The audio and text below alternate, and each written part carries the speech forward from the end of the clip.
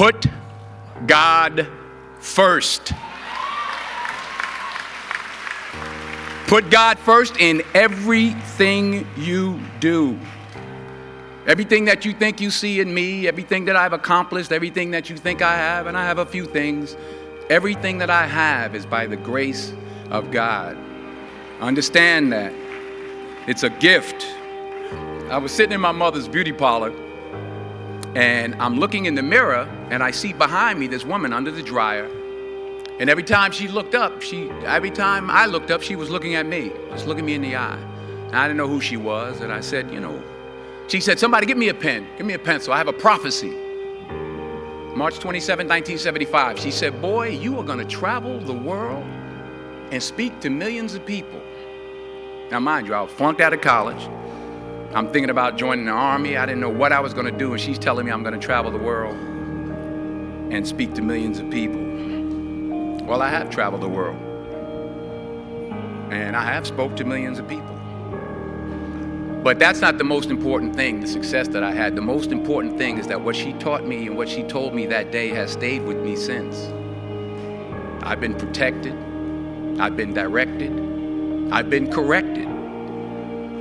I've kept God in my life and it's kept me humble.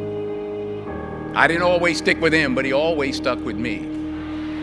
So stick with him in everything you do.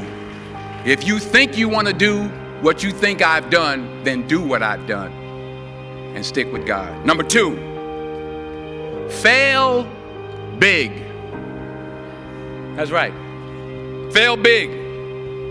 Today's the beginning of the rest of your life, and it can be very frightening. It's a new world out there. It's a mean world out there, and you only live once. So do what you feel passionate about.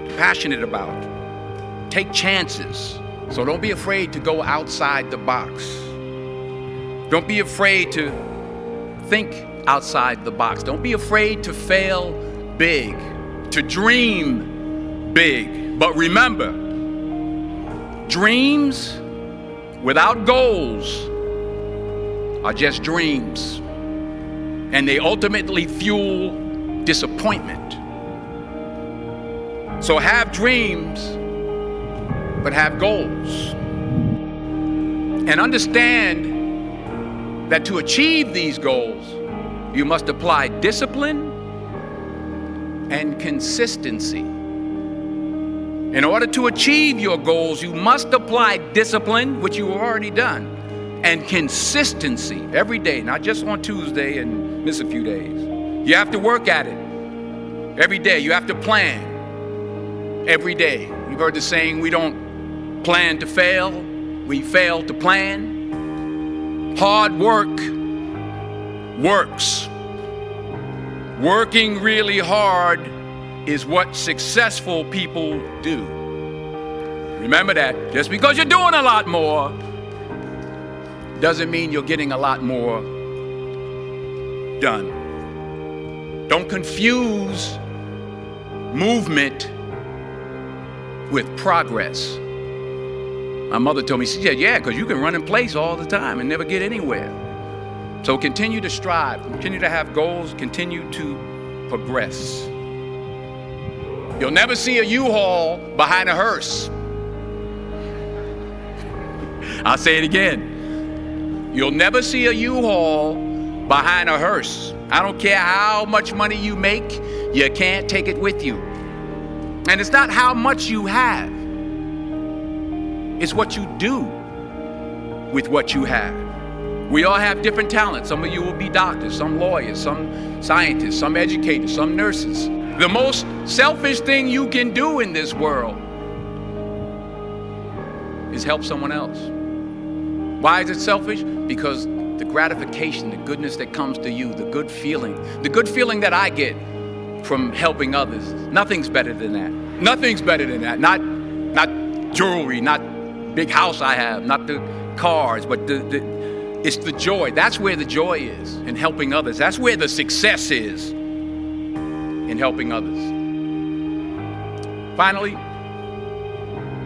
I pray that you put your slippers way under the bed tonight, so that when you wake up in the morning, You have to get on your knees to reach them. And while you're down there, say thank you for grace. Thank you for mercy. Thank you for understanding. Thank you for wisdom. Thank you for parents. Thank you for love. Thank you for kindness. Thank you for humility. Thank you for peace. Thank you for prosperity. Say thank you in advance for what's already yours. That's how I live my life. That's why I am, one of the reasons why I am today. Say thank you in advance for what is already yours. True desire in the heart for anything good is God's proof to you, sent beforehand to indicate that it's yours already. I'll say it again. True desire in the heart, that itch that you have, whatever it is you want to do, that thing that you want to do to help others and to grow and to make money, that desire, that itch, that's God's proof to you, sent beforehand already to indicate that it's yours. And anything you want good, you can have. So claim it. Work hard to get it. When you get it, reach back. Pull someone else up. Each one, teach one. Don't just aspire to make a living. Aspire to make a difference.